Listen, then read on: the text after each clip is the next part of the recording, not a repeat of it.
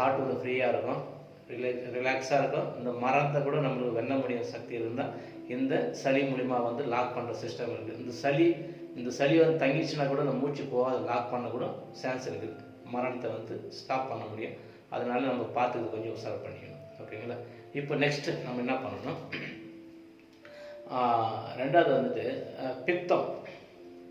பித்தம் வந்து நம்ம உடம்புல வந்துட்டு அதிகமாக பித்தம் இருக்குது. அந்த பித்தத்தை எப்படி நம்ம சரி பண்ணிக்க முடியும்? சரி, நீங்களே பண்ணிக்கலாம். எப்படி பண்ண முடியும்னா, இப்போ வந்து உங்களால் முடிஞ்ச அளவுக்கு தண்ணி பல் வாஷ் பண்ணிவிடுங்க. பல் நல்லா தொலைக்கிட்டு பிறகு கொஞ்சம் முடிஞ்ச அளவுக்கு தண்ணி இப்படி எடுத்துங்க, கையில் எடுத்து இப்படி குடிங்க. 3 கை குடிச்சு தண்ணி குடிச்சிட்டு சும்மா 2 வாரில் லைட்டாக நாக்கு தேய்ங்க. ஆட்டோமேட்டிக்காக உள்ளேருந்து அப்படியே தண்ணி எல்லாம் கொட்டும். எப்படி கொட்டும், அப்படியே பாடி வளையணும். வளைஞ்சிங்கன்னா அப்படியே தோட்டல் ஃபுல்லாகவே இந்த பாடி வளைஞ்சிட்டு அப்படியே வாந்தி எடுக்கணும். வாந்தி எடுத்திங்கன்னா தண்ணியெல்லாம் மொத்தம் கீழே வந்துடும். ஆட்டோமேட்டிக்காக தண்ணி வர சொல்லும்.